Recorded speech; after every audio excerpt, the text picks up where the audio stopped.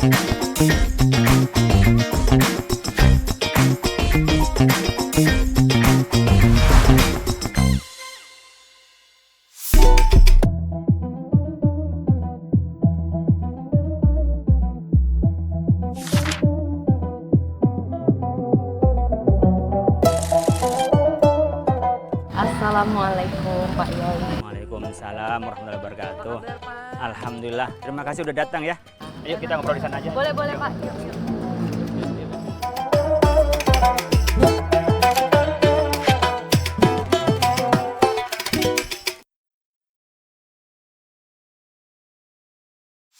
Selamat datang di Open the Door Kiai Haji Holil Nafis, pendiri Pondok Pesantren Cendekia Amanah, Ketua MUI Bidang Dakwah dan Uhwah.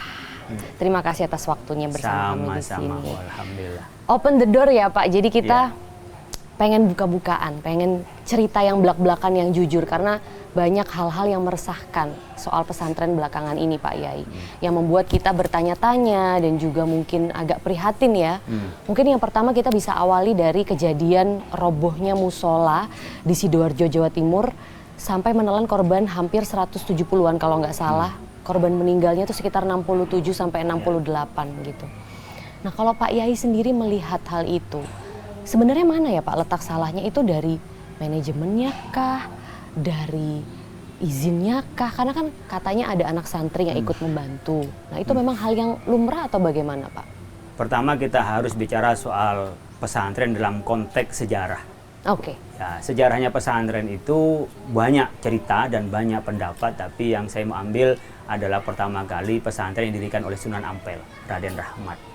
Itu kan dulu pesantren itu karena ada orang alim, kemudian orang-orang ingin belajar sama orang alim itu. Nah, karena jauh, kayak dulu di Sunan Ampel itu ada yang dari Goa, Sulawesi, ada di jauh tempat, gak mungkin mereka bolak-balik. Hanya mereka bikin pemondokan, bikin namanya pondok. Nah, pesantren itu kan dari syantrik, bahasa Sanskerta yang artinya adalah mengaji atau guru mengaji. Jadi kalau kita melihat pesantren itu adalah pertama kali ada tafaqquh fiddin, adalah untuk mendalami agama. Orang ya seadanya awalnya.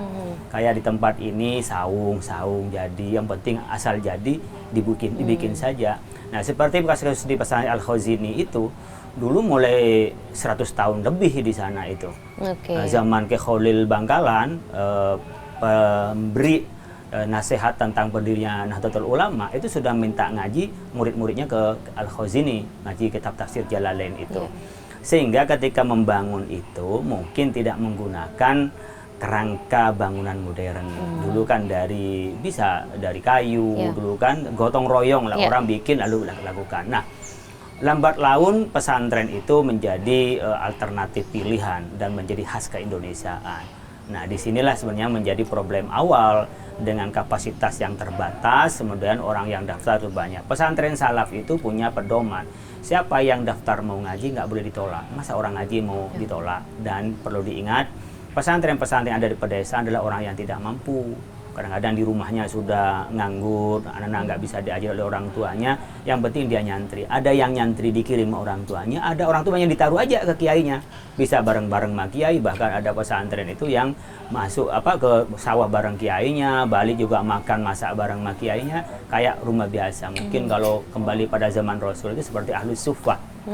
Ahlus Suffah itu adalah orang yang tinggal di masjid belakang Nabawi itu, udah dikasih atap.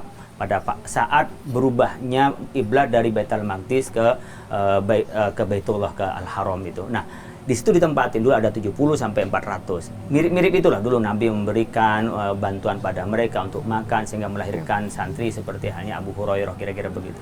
Nah, menurut saya kalau kita bicara infrastruktur, kita nggak nyari siapa yang salah. Ini ada tanggung jawab kita semua. Ini bahkan membantu pemerintah pada saat orang-orang wajib belajar. Tak semuanya bisa ditampung oleh pemerintah, ditampung oleh pesantren. Kemudian pesantren apa adanya membangun, termasuk kerangka modern ini, udah orang tidak pakai lagi kayu, lalu menggunakan bangunan-bangunan sifatnya tembok. Nah, dalam bangunan ini tidak mempunyai standar tentang kualifikasi, memangnya pondasi, kemudian tiang dan seterusnya. Karena seadanya itu tadi ya, gotong royong itu tadi ya. Nah, kenapa gotong royong? Sampai sekarang masih seperti itu, jadi beberapa banyak pesantren. Jadi kan pesantren ada 3 model kalau misalnya lihatnya. Ada pesantren salaf, pesantren lama klasik yang hanya tafakufiddin. Di Sidoarjo yang termasuk itu ya Pak ya? Termasuk itu. Tapi sekarang sudah modern karena dia sudah ada kurikulum resminya dari Baik. pemerintah gitu loh. Nah dulu hanya ngaji saja, nah sekarang ada yang integratif. Nah yang berbasis masyarakat inilah mereka, jangankan mereka mau menyewa konsultan atau pondasi yang cukup, mereka nambah lokal itu nunggu orang nyumbang. Dan yang nyumbang itu mungkin simpatisan, mungkin wali santri, kan sedikit sekali bantuan dari pemerintah. Hampir tak pernah, mungkin yang zaman dulu Orde Baru itu kan nggak pernah ditoleh dengan pesantren-pesantren untuk mendapat bantuan. Apalagi sebelum adanya Undang-Undang 18 tahun 2019 tentang pesantren, orang malah jangankan untuk minta bantuan, ngurus legalitas saja enggak. Kita bisa lihat mulai disahnya undang-undang pesantren itu dulu hanya 27.000 pesantren, sekarang udah 42.000 pesantren yang terdaftar. Jadi selama 5 tahun, 6 tahun ini itu kenaikannya sampai 45% orang yang mendaftar. Saya punya keyakinan banyak pesantren yang tidak didaftarkan, yaitu swadaya. Nah ini sebenarnya kita bersama-sama melihat dari aspek ainur rahmi, dari mata menyayangi republik ini. Artinya kiai-kiai sudah membantu pemerintah dan masyarakat bagaimana anak-anak ini tak terlantar secara pendidikan. Nah pemerintah keterbatasan untuk membantunya, tak sempat noleh kepada sekolah-sekolah swasta, apalagi pesantren. Yang menjadi fokus kan kepada negeri. Bangunannya yang cakep, kemudian guru dengan bayarannya yang sesuai. Padahal orang yang sekolah di negeri dan orang yang sekolah di pesantren, apa bedanya? Sama-sama anak negeri, sama-sama kader bangsa. Dan banyak juga tokoh-tokoh santri dari pesantren yang juga jadi tokoh politik besar. Maksudnya ini membantu untuk mendirikan negara juga gitu kan ya Pak Yai? Kalau kita bicara soal keislaman di Indonesia, sehingga Islam Indonesia ini menjadi Islam yang ramah, nggak lepas dari kontribusi dua unsur. Yang pertama adalah para da'i Gujarot yang ke Indonesia itu dengan pendekatan-pendekatan budaya lokal. Yang kedua, orang Nusantara yang dengan swadaya sendiri mereka berangkat ke Timur Tengah lalu belajar, balik ke Indonesia membawa warna Islam yang ramah ini. Islam ramah itu kontribusi besar loh. Cuman tidak dikuantitatifkan. Kalau tidak mereka atau beliau-beliau yang datang ke sini, Syekh Nawawi Al-Bantani, Kasyim Asy'ari, namanya Khatib Manangkabau, Syekh Mahfud Tarmas, tidak ada mereka-mereka. Seperti apa wajah Indonesia? Menjadi wajah yang angkrang. Nah, yang karena ini kualitatif, tidak dikuantitatifkan, dianggap ini tidak sebuah legacy yang besar. Bagi kami yang aktivis keagamaan, ya saya lah sebagai kiai, itu hal yang besar gitu. Kalau saya mengasuh pesantren begini, berapa sih sumbangan pemerintah ke kami? Tapi ada nggak sih Pak? Ya ada, paling kalau mamanya ini saya habis sampai 30 miliar. Dari pemerintah paling pol 1 miliar, itu pun kalau ada. Kalaupun nggak pemerintah juga sedikit, ada nggak misalnya tokoh-tokoh politik yang berasal dari pesantren gitu, yang misalnya membantu, donatur, orang tua kan santri juga masuk bayar ya Pak ya sebenarnya ya? Jadi kan begini, kalau tokohnya punya relasi bagus, kan orang nyumbang sekarang pakai relasi toh. Saya alhamdulillah punya relasi banyak. Jadi nyumbang ke sini adalah teman datang ke sini, oke saya nyumbang 2 lokal. Itu yang dibangun 3 lokal karena nyumbang 3 lokal. Yang di sana dibangun 1 lokal karena nyumbang 1 lokal. Nanti ada nyumbang lagi dibikin 1 lokal. Saya pakai ya desain, ada ahli konstruksi, sehingga yang kita lakukan itu paten bisa diangkat sampai 3 muanya tingkat. Tapi bagi sekolah atau pesantren, ada lagi desa nggak ngerti begituan. Yang penting bisa menampung orang yang datang mau belajar, lalu dilakukan, ada duit lagi nambah lagi tanpa melihat tentang standar konstruksi itu dan ke standar bangunan. Kalau santri-santri kan juga bayar Pak Yai, itu kurang cukup atau gimana? Saya ingin klasifikasi, nggak semuanya bayar ya. Kalau pesantren saya Cendekia Amanah ini bayar. Makanya tidak ada di sini yang bekerja sama sekali. Saya punya kebun, punya hidroponik, ada yang ngurus sendiri ya kan? Ada yang melibatkan santri. Santri itu hanya minggu bersih-bersih kamarnya sendiri sebagai proses dari pendidikan. Ini biar jelas. Ada memang pesantren yang itu bayar, tapi ini bayarnya sekedarnya. Saya merasa pesantren Sidogiri mungkin sekarang bayarnya cuma berapa? 500.000 per santri umpamanya. Nah, santri yang bayar nggak dipekerjakan, tapi ada orang dari keluarga miskin, saya titip sama kiai dah. Terserah apa kiai. Akhirnya dia kadang-kadang kerja koperasi, kerja membantu gitu. Tapi ada memang di kampung-kampung itu, yang itu swadaya, ya kan yang ngasih itu namanya wali santri, simpatisan. Kalau di kampung siapa yang mengenal? Kemudian modelnya adalah kerja bakti. Karena ya ditempatin mereka sendiri, hasilnya uang hanya cukup beli semen, beli pasir, sehingga pekerjaan bangun itu kan bisa sampai 40-50% dari biaya bangunan itu. Nah itu kadang-kadang yang ringan-ringan, ngangkut tanah di bawah santri, kadang-kadang ya naikin lolo itu, adukan, karena mereka kan tinggal dinaik begitu. Kadang-kadang ya ada yang ikut standar, tentu ada kadang-kadang tuh buat rame-rame, itu gotong royong. Jadi tergantung ciri khas karakteristik pesantrennya ya, jenisnya. Iya, sama dengan cara menghormati guru di pesantren. Itu beda-beda lah. Saya di pesantren saya di Depok, saya nggak boleh anak-anak itu sampai nunduk ke saya, nggak boleh. Jangankan sampai ngerangkak, nunduk aja nggak boleh sama saya. Yang penting Anda jangan nabrak saya aja kiainya kalau jalan. Anda jalan aja, nggak usah Anda berhenti karena saya jalan. Tapi saya minta cara menghormati pesantren, kamu ngaji yang rajin, ikuti tata krama, ikuti ketentuan di pesantren. Nah, seperti di Jawa, cara ngormatin kan beda-beda. Ada yang cium tangan. Itu pola. Jadi saya pikir sebuah budaya itu jangan diukur dari budaya yang lain. Tidak akan pernah benar. Jadi nggak bisa bilang juga, oh pesantren Cendekia Amanah ini ideal nih karena nggak ada santrinya yang bekerja, cara menghormatinya juga ya biasa aja. Nggak bisa dibilang gitu juga ya Pak Yai ya? Ideal di tempatnya dan tujuannya. Di sini nih nggak ideal kalau dibawa ke Jogja. Beda lagi soalnya budayanya. Jadi santri bisa kurang ajar. Kenapa? Kepada gurunya nggak ngormatin. Jadi konteks menghormati itu kan tetap menjadi sebuah kewajiban. Di pesantren itu selain pengajaran ada pendidikan. Pendidikan yang utama adalah menghormati guru yang mengajarnya. Nah, cara menghormati guru yang mengajarnya itu macam-macam. Cium tangan, ada yang nggak mau cium tangan, tapi ada juga menyebutkan tentang cium tangan. Bahkan itu ada hadisnya tentang cium tangan. Ada ke tradisi ulama bagaimana menghormati guru itu memudahkan dia ngaji. Itu ada tuntunan itu. Jadi kalau anak sudah benci sama gurunya, hampir dipastikan dia nggak bisa menyerap ilmu dari gurunya. Dia udah reject duluan. Nah, tingkat bagaimana mereka menghargai ilmu itu juga ditentukan dengan mereka menghormati kiainya. Nah, cara menghormati inilah saat dikembalikan kepada al-'ada muhakkamah dalam bahasa, kembali kepada tradisi masyarakat dan penilaian layak dan tidak kan pada masyarakat. Seperti pantasnya kiai itu, pantasnya kiai-kiai di NU itu sarungan. Tapi di kalangan sendiri, sarungan itu tidak pantas. Apa? Pakai gamis. Kan sama tuh, intinya tutup aurat di masing-masing tempat punya penilaian yang berbeda. Betul. Nah, kalau ini udah dibahas nih Pak Yai, sekalian kita juga mau nanya tayangan Trans 7 yang sempat viral kemarin ya, soal budaya pesantren yang banyak disorotin. Wah, ternyata sebenarnya tuh pesantren tuh kayak gini ya, sampai mau minum susu aja harus nunduk-nunduk, dan ternyata Pak Yainya malah yang dikasih uang sambil salaman. Nah, itu kan berarti ada terjadi nyata gitu. Pak Yai tanggapannya gimana? Ya terjadi, tapi nggak bisa digeneralisir. Betul, tapi masih banyak Pak yang gitu kan berarti. Tidak harus generalisir satu peristiwa, tidak berarti semua pesantren. Pertama, yang saya kritisi mereka itu melakukan kecurangan tentang video yang diambil. Itu curang, tidak pamit sama yang punya. Yang kedua, saya yakin dia tidak tahu tradisi pesantren. Ki Anwar Mansur itu orang yang dituakan oleh kami, yang hidupnya didedikasikan untuk pesantren. Jangankan mewah, makan aja sudah sedikit. Karena yang disuting adalah turun dari mobil mewah. Itu mungkin bisa dibantu orang atau apa. Toh andaikan punya, kiai ini kalau mau kaya, mudah. Di Lirboyo itu santrinya 44.000. Kalau per anak satu hari jajan 10.000. Coba sampai matematikanya berapa? Kalau 10.000 itu jajan, itu orang bisnis paling tidak dapat untungnya itu 20%.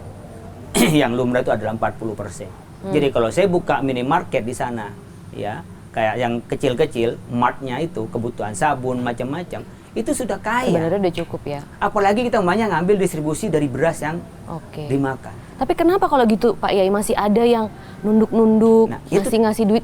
Itu budaya, pertama, budaya masyarakat sendiri ya berarti? Budaya, cara ngormatin kan beda. Ya, di Betawi, saya ini udah kiai, saya ketemu dengan kakak saya, meskipun dia hanya pedagang, saya cium tangan karena dia lebih tua dari saya. Itu budaya. Tapi ketika dengan Arab, begini kalau salaman. Di Indonesia, orang megang kepala, itu aib, bisa ditempeleng. Di Arab, orang semarah apapun kalau pegang di kepalanya, sampai kan agak ada turunan Arab kan, Maria. Nah, ketika dia pegang kepalanya, itu tanda sayang. Makanya Nabi menyebutnya imsah ro'sal yatim. Usaplah kepala anak yatim. Tanda-tanda sayang. Dipegang begini itu orang Arab senang. Kalau gini kita dianggap LGBT kalau di sini di Indonesia. Nah, ini menurut saya jangan sampai meng-capture budaya Jakarta dengan budaya di Jawa. Beda ya. Di Jawa itu kalau jalan, Kulonun, Nyun Sewu, itu tetap ramah. Kalau di sini dipakai di Jakarta, insya Allah nggak bisa jalan. Karena Kulonun, Nyun Sewu nggak jalan-jalan. Tapi kalau di sini dipakai ke Jawa, ya kurang ajar. Jalan nggak pakai Kulonun. Nah, maksud saya cara meng-capture suatu budaya itu jangan dilihat dari rasa, tapi dilihat dari budaya itu sendiri. Itu pertama. Yang kedua, kalau memberi salam sama kiai itu bentuk takzim. Kiai itu ketika salaman itu bukan pemberi duit loh, tapi masyarakat itu sudah teredukasi bahwa memberikan sedekah kepada orang alim itu pahalanya besar. Apakah kiai itu nerima salam itu salah? Dan kalau saya boleh cerita, saya ini kiai, nerima salam. Pertama, tidak banyak kalau yang santri-santri, 10.000, 5.000. Hanya ungkapan takdim, udah kayak sampean bawa bunga, dikasihkan. Nyari berkahnya gitu ya kalau orang bilang. Penghormatan. Dan kalau kita bersedekah, kan apa salah? Ini kan sedekah tuh hadiahnya. Tahadu, tahabu, saling memberi hadiah, biar saling mencintai. Kalau komen masyarakat itu, komen netizen itu gini Pak Yai, sedekah kok sama Pak Yai yang udah kaya gitu. Nah, apa salahnya? Sedekah yang harus pada orang miskin itu zakat. Nah, ini netizen harus diedukasi. Bedanya zakat, infak, sedekah, dan hadiah. Zakat itu kelebihan harta yang kita miliki, karena lebih dari 1 nisab lalu kita zakatnya. Urusannya kepada mana? 8 macam asnaf samaniyah, yang fakir, miskin, mu'allaf, dan ibnu sabil fisabilillah itu. Itu kalau zakat. Ketika infak, itu harta yang didermakan di jalan Allah. Infak, kepada istri itu infak. Kepada masjid itu infak. Kepada pengajian infak. Bangun masjid itu wakaf. Kenapa? Pokoknya nggak boleh hilang, hanya manfaatnya yang diterima itu wakaf. Hadiah, itu penghormatan. Kalau dulu barangkali Mbak Maria itu disenengin oleh suaminya pada saat awal-awal khidbah, kan bawa hadiah. Oh iya betul juga. Hadiah. Ada lamaran ya. Ada lamaran tuh hadiah itu. Mungkin dikasih bunga, dikasih cincin. Bentuk penghormatan. Jadi persepsinya itu jangan persepsi ya bahwa ini adalah model patriarki, tradisi mengagung-agungkan feodalisme gitu ya. Feodalismenya dari mana gitu. Ini kan tapi itu yang beredar Pak Yai di masyarakat. Kita pengen meluruskan ulang tahun nih. Ulang tahun, bukan ulang tahun. Anak saya itu ngasih bunga sama ibunya. Saya ketika ulang tahun ngasih apa kepada istri saya? Hadiah sama istri saya. Karena saya mencintai istri saya. Anak-anak saya yang berprestasi, saya kasih apa anak-anak saya? Itu hadiah. Maka jangan dianggap, wah ini yang miskin ngasih. Perlu dikasih tahu, ketika kiai itu punya, ada tamu wali santri yang anaknya di situ itu tidak punya ongkos, dikasihin hadiah sama kiainya. Bahkan anak-anak yang nggak mampu itu, ini uangnya dipakai bayarin sekolahnya. Bahkan bangunan itu ketika ada duitnya sama kiai buat beli tanah. Siapa yang nempatin? Adalah santri. Bahkan dijadiin wakaf. Wakaf itu berarti nggak miliknya, milik Allah. Nah ini harus lengkap begini nih. Kalau ya ngikutin tidak taunya netizen, ya kita kan ikut nggak tahu. Makanya kita memang berharap berkomentar itu sudah tahu pasti tentang masalah itu. Kalau kita mau lebih bijak. Tapi kalau sekedar main-main, tapi satu kata pun di dalam komentar itu, meskipun itu di dalam sosial media, Allah akan minta pertanggungjawabannya. Kalau bagi kami terus terang aja, satu huruf yang akan kita komentar itu harus punya makna. Saya karena saya ustadz. Buat teman-teman saya ngajak saja. Apakah kita akan membuat kisruh gitu? Itu kan bijak bermedia sosial. Kalau saya kan mesti dibuka. Saya dibuka semuanya dari Twitter saya, dibuka dari semua TikTok saya pasti dilacak gitu. Iya betul. Ya kita nggak bisa ngontrol kan Pak Yai komen-komen netizen itu. Makanya kita ingin tahu sebenarnya itu gimana. Makanya kalau saya netizen itu udah nggak pernah marah. Nah, cuman ya saya harus menasehati gitu kan. Kita cari tahu kebenaran faktanya gitu ya Pak Yai. Nah, ada juga tradisi yang di pesantren tuh misalnya Pak Yai, yang kita juga kan masih berhubungan ya dengan tradisi mengagung-agungkan ini, yang mungkin banyak orang merasa kok ini beda ya sama unsur modern yang sekarang gitu ya. Kayak satu orang ini sosok yang diagungkan, padahal kan kalau di Al-Quran kan semua manusia itu kan sama, yang diukur adalah amal ibadahnya. Misalnya ada seorang ustadz atau yai atau tokoh agama begitu ya yang minumannya itu diperebutkan atau bekas makanannya itu diperebutkan, katanya nyari berkahnya. Nah itu tuh gimana sih Pak Yai? Apakah memang bukan hanya kiai saja, artis juga begitu. Oh iya Pak. Coba ke Korea, ke Korea. Sampai bajunya diikutin kayak Korea, bahkan mukanya bajunya dilempar, kita ngambil gitu ya di panggung ya. Terus iya ketika juga mukanya juga diubah, sampai mukanya dibikin muka diubah sampai dioperasi plastik biar mirip dengan idolanya. Itu manusiawi. Oke. Itu manusiawi, bukan hanya kiai. Kalau kiai terus salah, tapi kalau artis nggak salah.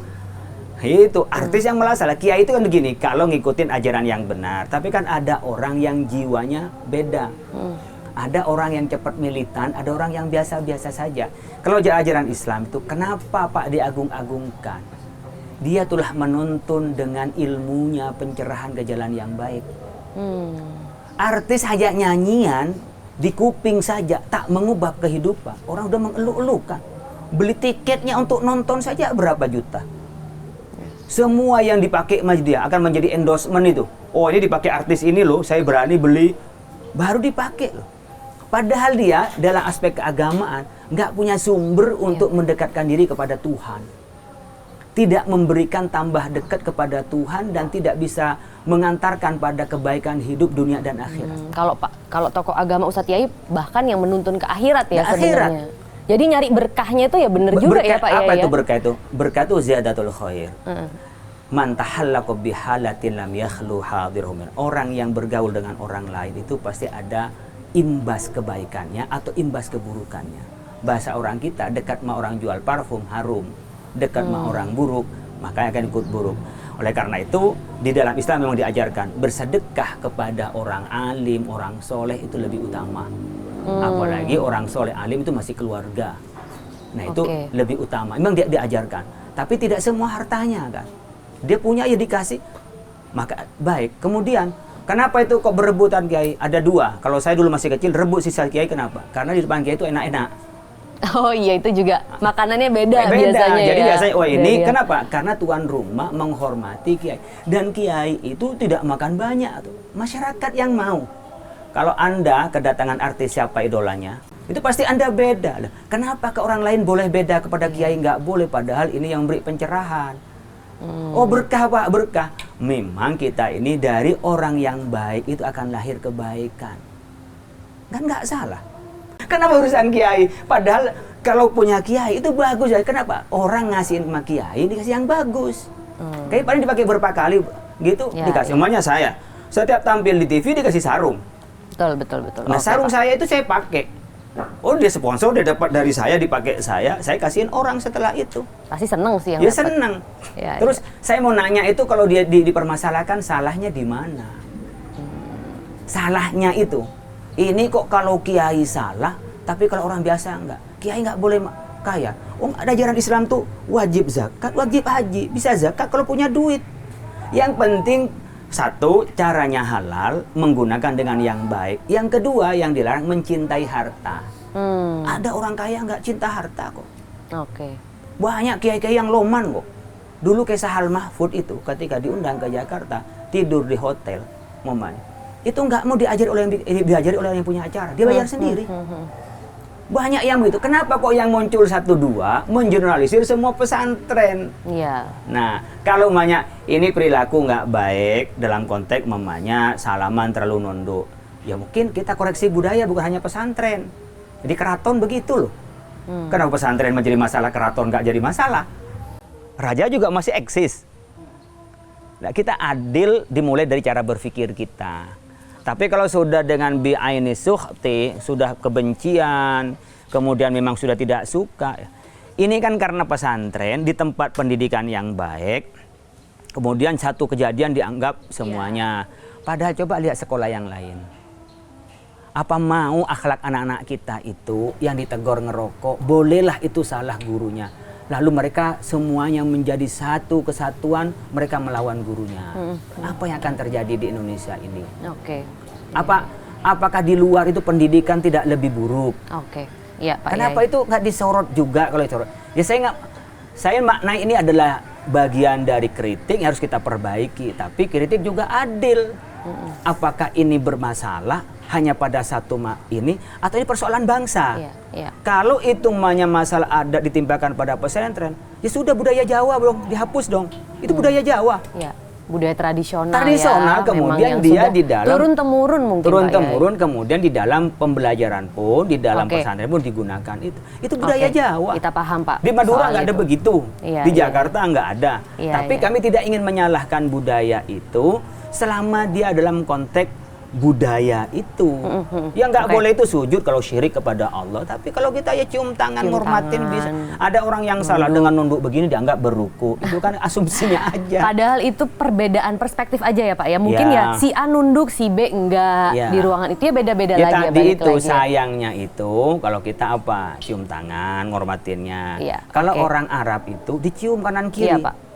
Dicium dahinya, dicium pipinya, cium pipinya. Kalau ketemu ulama, kadang-kadang saya risih, saya dicium itu. Saya ke Mesir ya, ke undangan ya, saya undangan ke Saudi ya. Untuk Masya Allah, anta min Indonesia, anta ulama Indonesia. Tradisinya beda dicium lagi kanan kiri tuh, geli, apalagi dia kumisan. Kayak apa rasanya gitu. Terus nanti saya itu akan mengutuk dia, ya nggak bisa lah. Ada salaman langsung pelukan. Tanda salaman tuh kalau di Arab harus begini kan. Tanda dia adalah percaya diri. Jadi ini cara saja, intinya adalah menghormati. Oke Pak Yai. Nah Pak Yai, tadi tuh masih belum banyak terjawab nih masalah pesantren yang di Sidoarjo, Jawa Timur itu tadi ya. Mungkin saya pengen balik lagi ke situ Pak Yai. Jadi kalau misalnya Pak Yai melihat hal itu, memang kita tidak bisa mengeneralisir karena beda-beda di setiap pesantren. Tapi ada pernyataan yang dari pondok pesantren yang bersangkutan bilang itu kan takdir. Nah, itu tuh juga gimana ya Pak ya, takdir memang, tapi kan hal yang bisa mungkin dicegah gitu. Nah kalau sudah sampai menelan korban jiwa kayak gini, infrastrukturnya kan berarti merugikan, dan kita kan nggak ingin ini terulang lagi gitu Pak ya di pondok pesantren yang lain. Kira-kira campur tangan apa yang diperlukan Pak di sini mungkin? Pertama saya ingin maknakan takdir. Takdir itu sesuatu yang terjadi dari Allah. Ada takdir Allah yang bisa kita menghindar, ada takdir Allah yang nggak bisa menghindar. Ya, banyak kita tabrakan, siapa akan bisa mau tabrakan? Itu nggak bisa menghindar. Ada takdir yang bisa dihindari dengan logika orang. Nah, kasus di Sidoarjo memang secara logik pembangunan standar tidak memenuhi standar sebagaimana dilakukan. Iya, tapi tadi kan keterdesakan. Dan itu adalah mereka sudah membantu negara, harusnya negara hadir.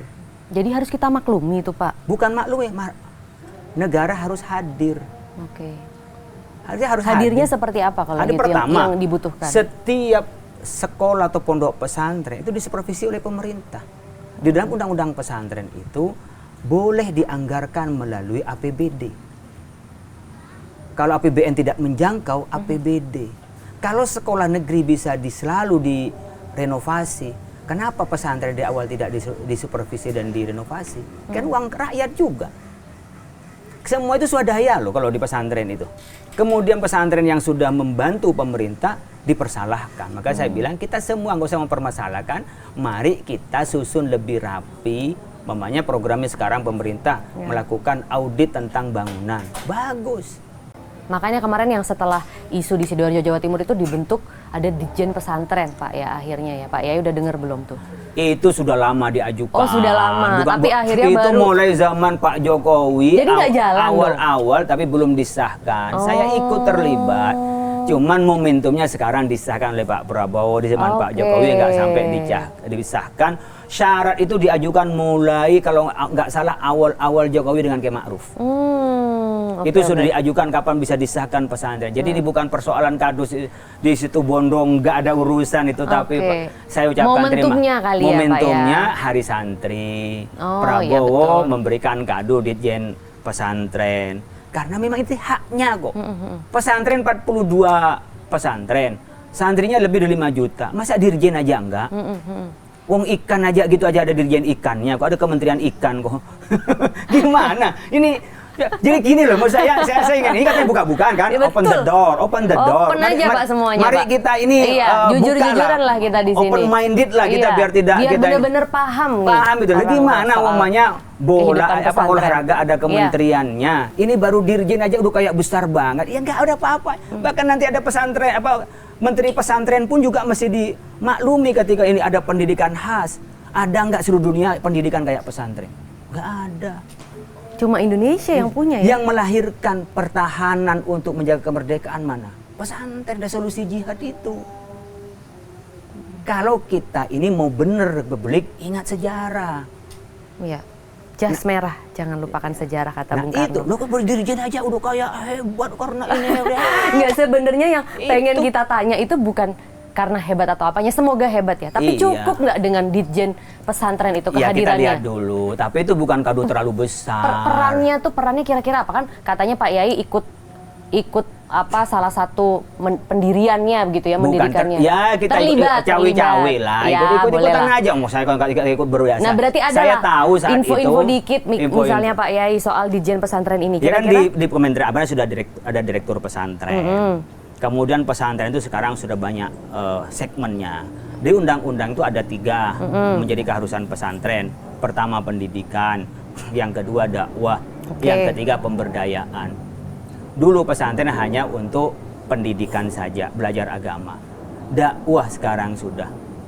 Dakwah kan berarti memperbaiki masyarakat dong. Dakwah kan tidak hanya soal ceramah. Iya. Dakwah itu program pemberdayaan kayak di sini Anda tadi lihat tuh ada kambing, ada biovlog, ada hidroponik. Itu pemberdayaan masyarakat, bisnis bisa jalan. Terus ada pemberdayaan lain seperti ekonominya.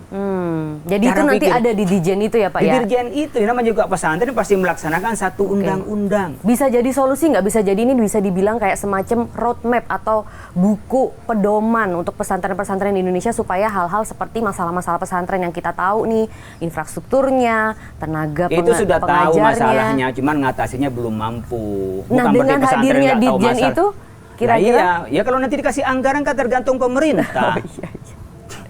Kan tergantung Oke. pemerintah. Apakah ada LPDP khusus untuk alumni pesantren keagamaan? Mau nanti yang di sini masuk, kalau nggak yang liberal-liberal ya masuk yang fundamental. Nggak ada dari pesantren itu melahirkan fundamental mamanya yang menjadi teroris, nggak ada dari pesantren itu. Ya tergantung nanti anggarannya. Nah, political will pemerintah adalah anggaran. Ya kita lihat aja dulu seperti apa cakupannya. Apakah yang 3 dimaksimalkan, mana dimaksimalkan, apakah keilmuannya, apa yang dimaksimalkan itu adalah pemberdayaannya atau dakwahnya dari undang-undang pesantren.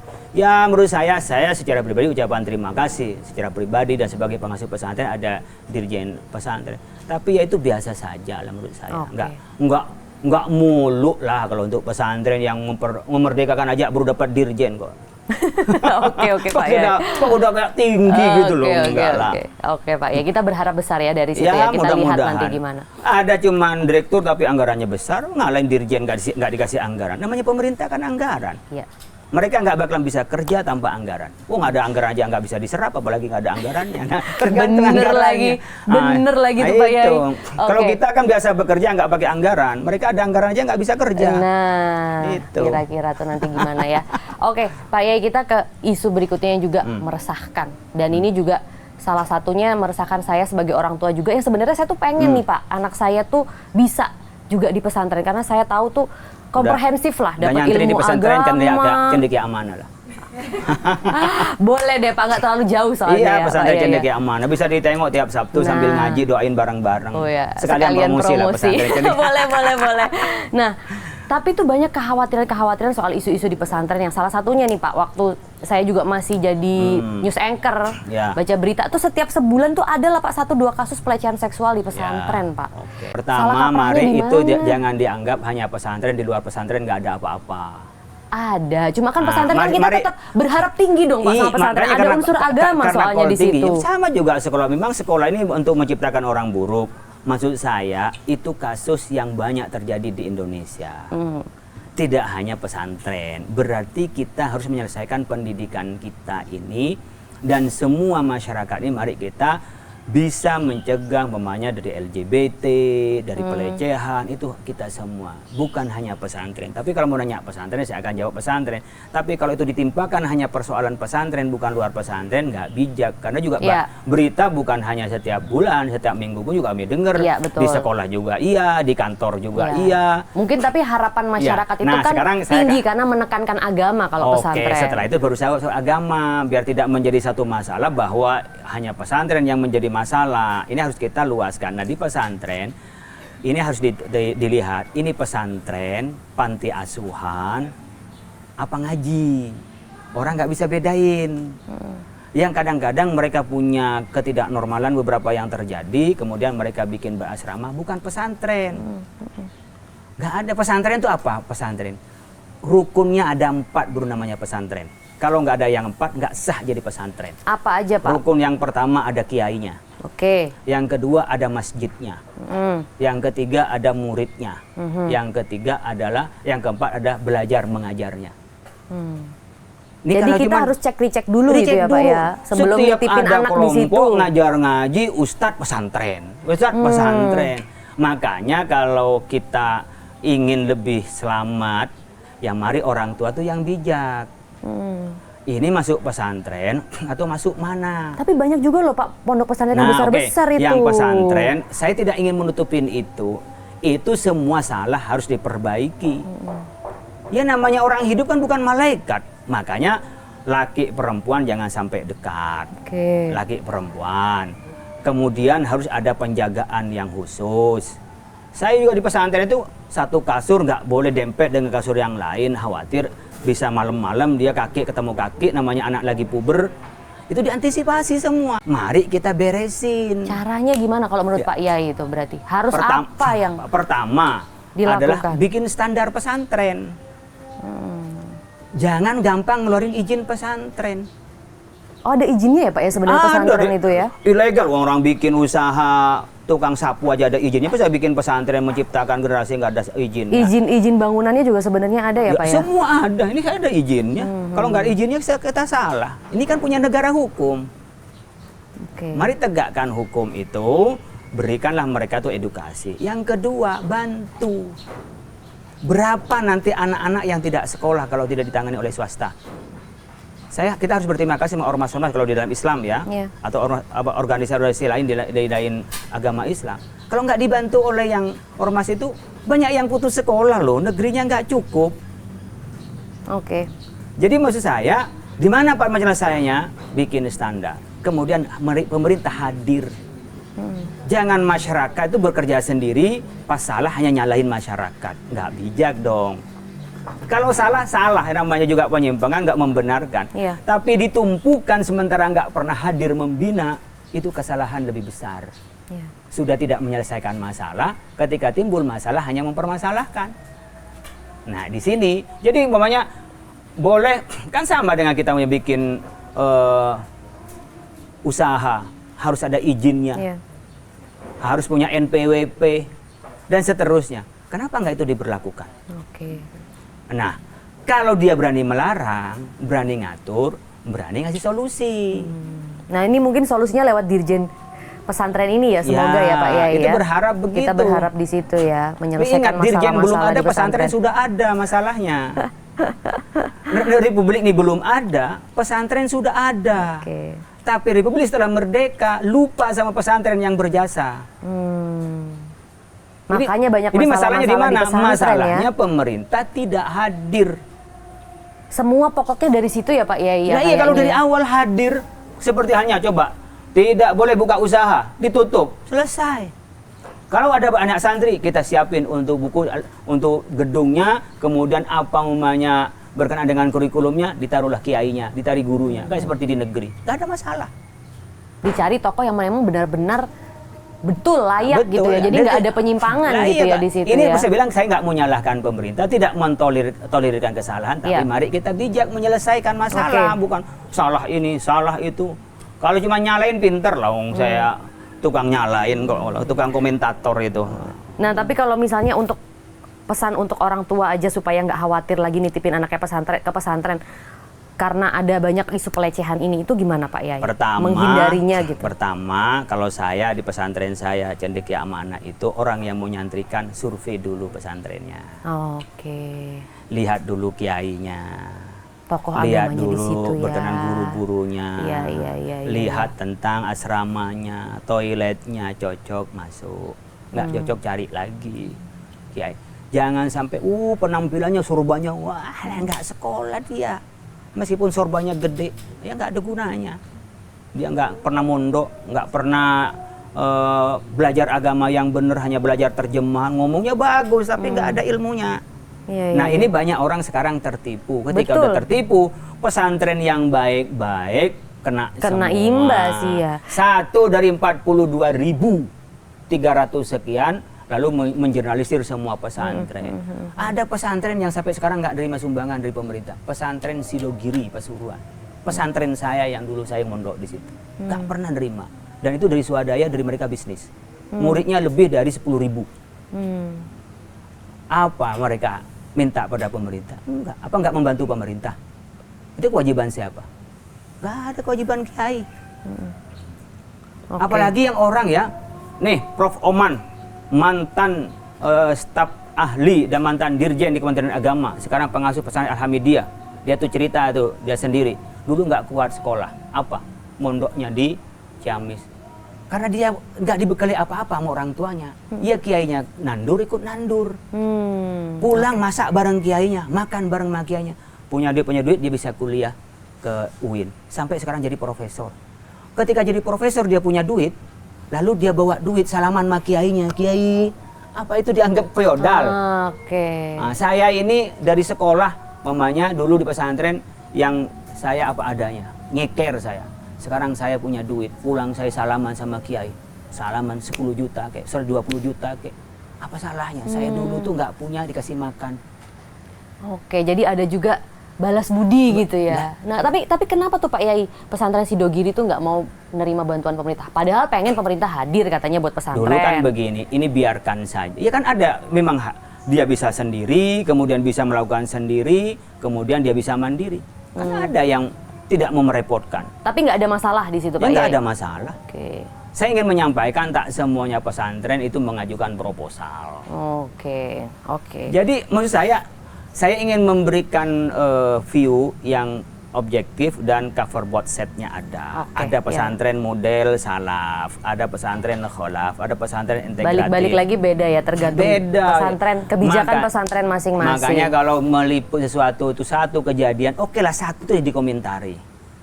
Nggak usah menjelaskan kepada semua yang di pesantren.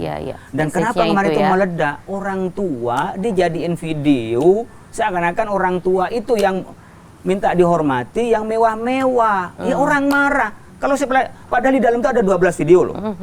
Termasuk ada dari ponakan saya di Sampang itu, yang anak muda yang di Ini yang di Trans 7 kan ya maksudnya Pak Yai? Nggak ada masalah anak muda, tapi ini sudah songong ini adabnya kepada orang tua, dijadiin gambar begitu.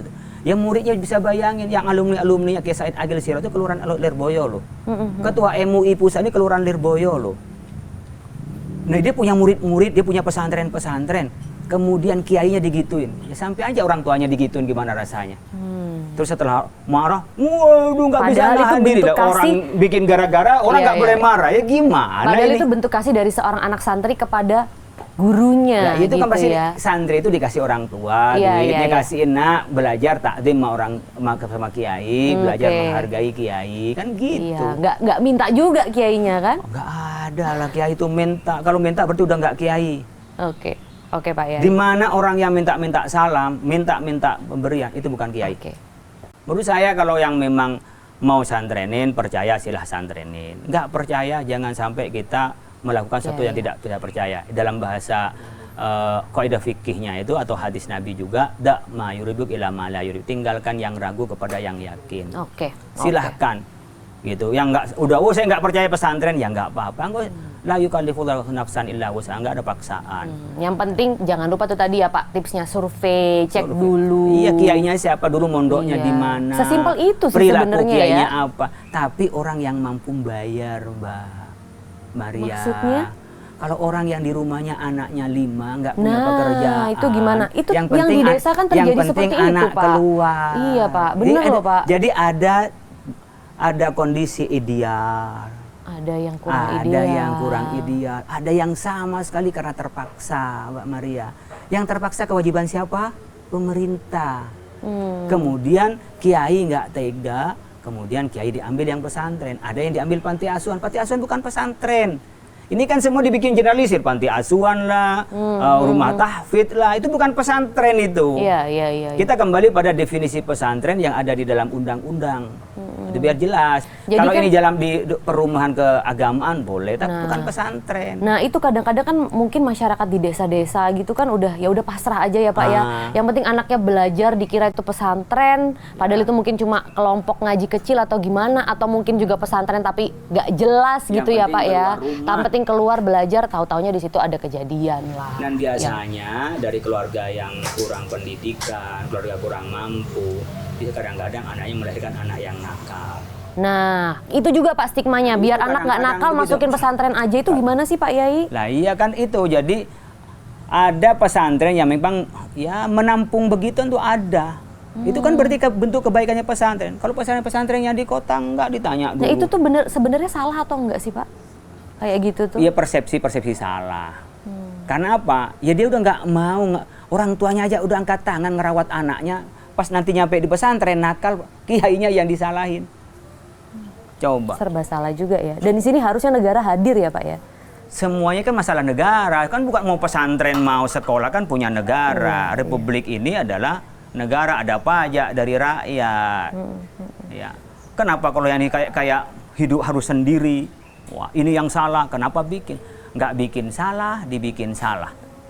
Lah gimana? Lebih baik salah karena berbuat daripada salah karena nggak berbuat apa-apa. Itu quote hari ini. Mantap, oke.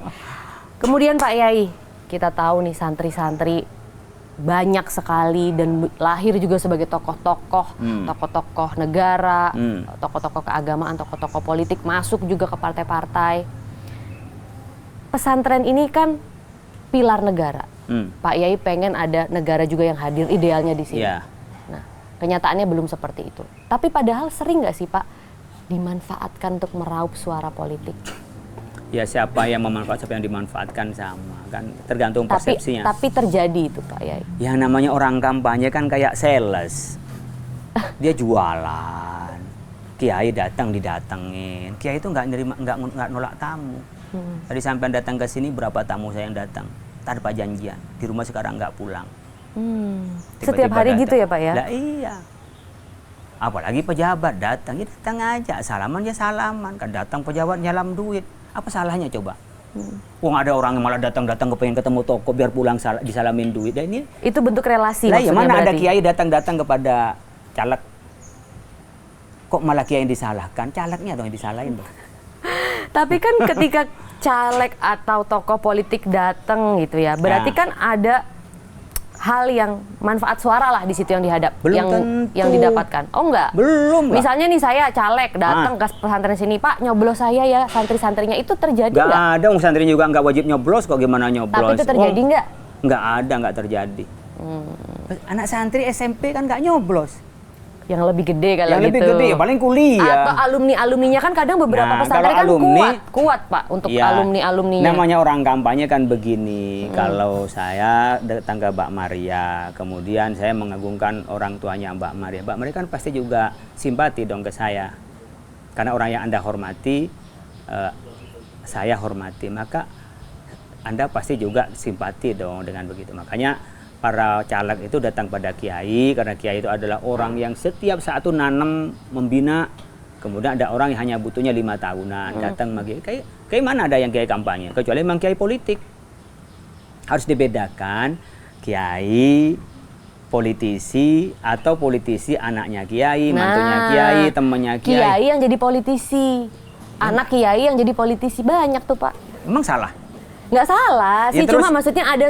Yang mau saya tanyakan adalah berarti ada kan pemanfaatan suara ya, terus salah ke arah memanfaatkan politik. Salah. Daripada nanti yang jadi wakil orang bodoh, yang jadi wakil orang jahat, sebaik-baik harta ada harta yang halal di tangan orang yang baik.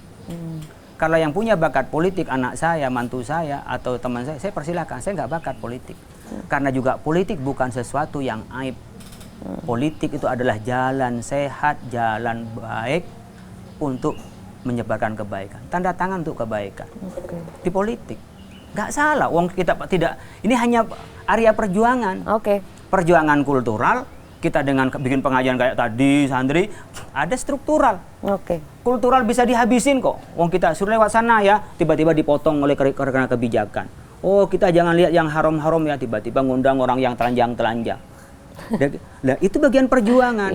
Yang tidak boleh adalah menjual agama untuk memperkaya diri. Itu nggak boleh. Tapi kalau saya punya rakyat, terus saya bisa jadi pemimpin, jadi pemerintahan, nggak salah. Saya nggak bakat pemerintahan, saya akan nunjuk, nih murid saya, sudah kamu yang mewakili ke sana, kamu yang kerja. Kayak sama dengan saya di pesantren ini, saya punya bisnis di pesantren. Kemudian saya meminta salah satu santri saya yang jagain bisnis. Apa salahnya? Sehingga dapat yang halal, kebijakan juga yang baik. Nah ini yang orang banyak asumsi, harusnya kiai nggak usah ikut-ikut, terus yang ikut-ikut orang yang bodoh. Orang yang rusak. Ini tambah rusak republik ini. Kita ingin memperbaiki, hanya apakah memperbaiki kultural secara kita langsung, itu lama. Memperbaiki struktural yang sifatnya maksa. Nah, kalau gitu Pak Yai, jengkel nggak karena udah sering bantu ke ranah politik, tapi pesantren ini masih nggak diperhatiin sama tokoh-tokoh politik dan negara? Perjuangan kita tidak untuk kembali sama kita, kembali kepada Allah. Bukan untuk kembali sama kita. Kembali bagaimana masyarakat itu baik, bukan kembali pada pesantren. Logikanya bukan logika politik praktis. Dan bagi kita kiai, bukan kita minta manfaatnya, itu yang dicari. Tapi yang penting kita berjuang untuk kebaikan. Yang menentukan berhasil tidaknya adalah Allah. Toh kiai nggak dibantu politisi, itu juga dapat. Politisi duitnya sedikit kok. Dia paling kalau dibiayai orang pas ketika kampanye. Selesai itu nggak punya duit. Yang punya duit siapa? Pebisnis. Pebisnis yang benar-benar pebisnis itu, dia memang harus mengeluarkan sedekahnya, wakafnya, infak. Yang beriman itu kan pengen buat sanggup ke akhirat. Sementara tanah yang ada itu memang milik kiai. Ini tanah 1,5 hektar, itu adalah wakaf. Wakaf itu nggak dipunya milik saya, bukan anak saya, hanya untuk pelaksanaan pendidikan. Nggak boleh dijual, nggak boleh disewakan. Tidak boleh dijual, tidak boleh juga disedekahkan. Tidak boleh dihibahkan. Tapi kalau untuk disewa, dikembangkan produktif, itu boleh. Jadi bukan berarti saya punya begitu milik saya, itu cara pikirnya bukan berpikir perusahaan, menjadi owner. Kiai itu nggak ada yang berpikir jadi owner. Berpikirnya adalah gimana bisa menyebar kemaslahatan. Yang penting santrinya, koleganya bisa menyebar kemanfaatan, dia udah senang. Tapi kan kita memilih yang baik di antara yang buruk-buruk. Adanya ini yang bisa kita percaya. Oh, besok ternyata dia pilkada ini beda dengan pilkab. Kalau pilkab itu pas lupa jadi. Kalau pilkadi pas jadi lupa. Tapi apakah kita akan jerah Pak mendukung orang? Kita ini namanya hidup nggak boleh putus asa. Bentuk dari perjuangan ya Pak. Perjuangan. Makanya orang muslim itu rohatun ba'dal maut, baru istirahat kalau sudah mati. Selama belum mati kita nggak bisa istirahat. Terakhir Pak Yai, setelah momen Hari Santri ini, harapan Pak Yai, mimpi Pak Yai untuk pesantren ke depan yang lebih modern, adaptif, aman, sehingga pesantren ini memang bisa menjadi tempat layak belajar untuk ilmu dan juga moral. Pesantren nggak bisa disamaratakan. Minimal ada tipologi pesantren. Pesantren salaf tafaqquh fiddin saja. Bahkan dia ijazahnya pun nggak diakui. Memang tidak pernah mau berpikir tentang masuk pada negara. Dia hanya bicara soal keagamaan, mengajarkan agama. Biarkan mereka. Ini pakunya bumi. Wa ma kana al-mu'minu yanfiru kafah falaula nafara min kulli firqatin minhum ta'ifatun liyatafaqahu fi. Ada yang tafaqquh fiddin. Ada model pesantren yang itu modern. Bahkan tidak diakui di Indonesia, tapi diakui di luar negeri. Seperti Gontor, Darul Rahman.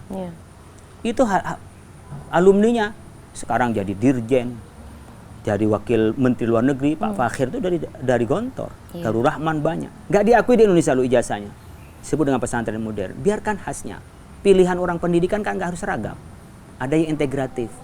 Kayak pesantren saya ini SMA, SMP, tapi ada tahfidz, baca kitab, karena itu modelnya integratif. Jadi tinggalkan dipilih, nggak usah diubah.